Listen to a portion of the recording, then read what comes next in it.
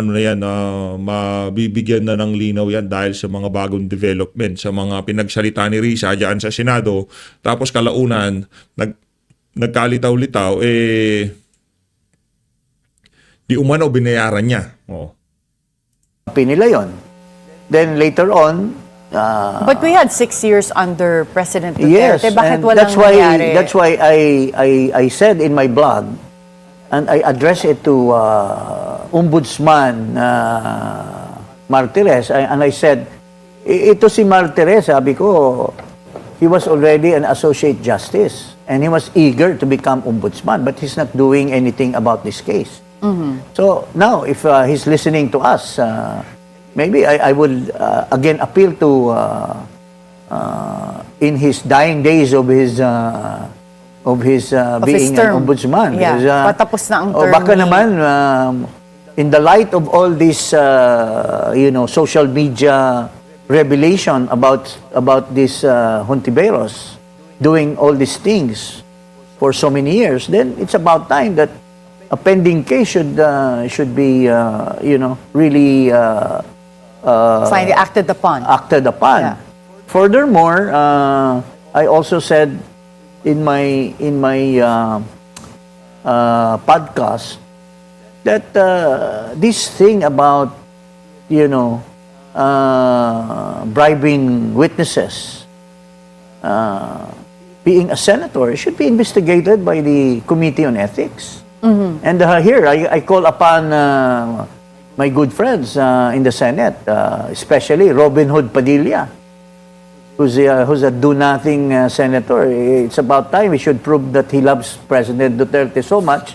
I challenge him to file this ethics committee case and against Hontiveros for perpetuating this, or Bato or Bongo. I call upon them to file cases against Hontiveros. This is so much. For so many years, he's doing this, allegedly. So, it's Get about a private citizen file with the Yes, Senate Ethics yes, Committee. yes. Why don't you take that initiative Well, para hindi naman maging opposition versus, well, I suppose during... But I think that's the duty of every senator. Oh, pero baka hindi na magkabahid politika because they're seen to be on opposing sides. Any senator for that matter. I only appeal to these guys because alam naman nila talagang binubugbog si Presidente Duterte nitong Hontiveros even during the hearing. So it's about time that they should also do their part, They became senator, they became somebody because Duterte made them. So it's about time that they should give him in return. Si alias Rene po ba? Actually, hindi yun ang hindi yun yung ang tawag dito, yun yung punto doon dahil ginawa silang senador ni Tatay Digong, sumikat sila dahil kay Tatay Digong. Gagawin ng mga senador na kaalyado ni Tatay Digong yun dahil yun ang tama, hindi sa kung ano pa mang kadahilanan. Kasi kahit na si dating Pangulong Rodrigo Duterte ang magsalita, ayaw ho niya ng mga ganong klaseng magpapapogi, kaysa ginawa kitang ganito, gumalaw ka para sa akin. Di ba? Pagkakausap niya yung mga kaalyado niya dyan sa Senado, ano lang lagi niya sinasabi? Basta gawin niyo kung ano yung tama.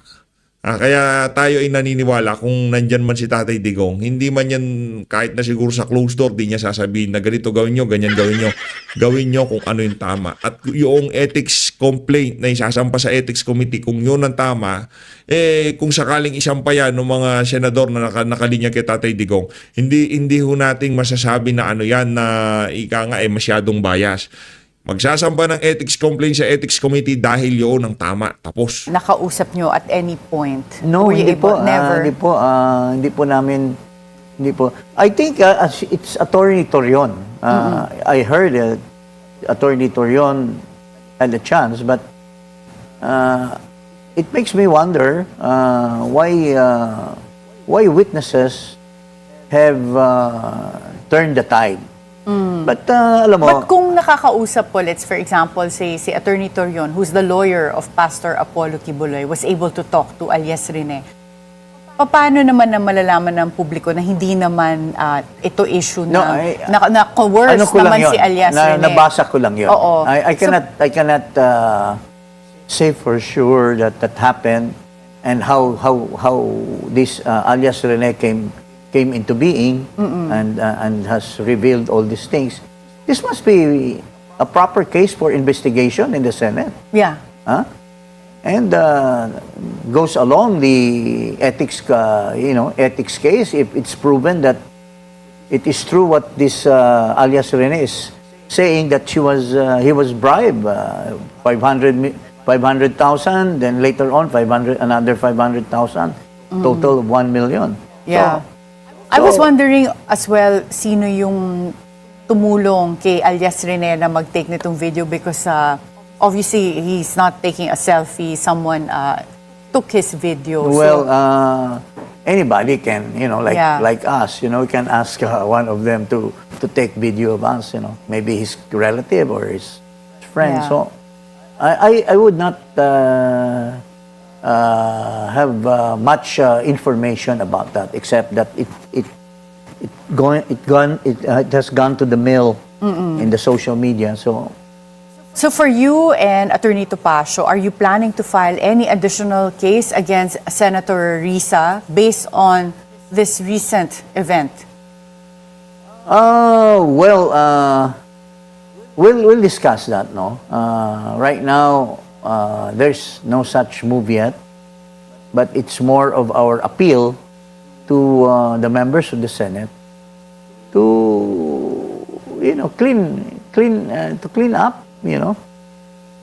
To clean up the Senate of scalawags like this, for so long, according to Miriam, according to the Farmally, according to the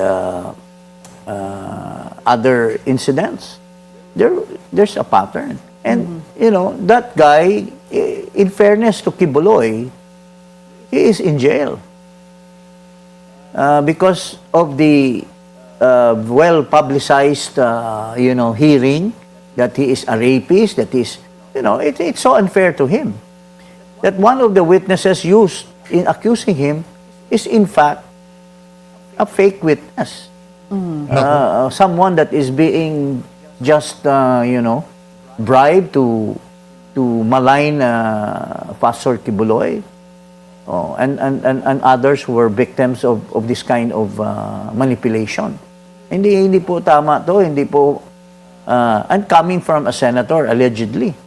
Di ba napaka masahol naman para sa taong bayan na isang senador pwede palang gumawa nito para lang to perpetuate, to become, and even to have even an ambition to run for president in 2028. Baka makalusot pa yan, tapos ganun pala ang ugali nito. Well, Congressman Jing, when it comes to you personally, meron po bang pinanggagalingan yung conflict ninyo ni Senator Risa? Wala po. In fact, we were good friends.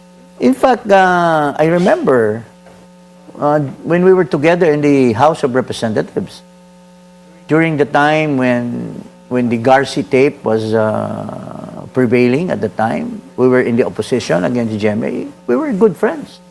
In fact, when her husband died,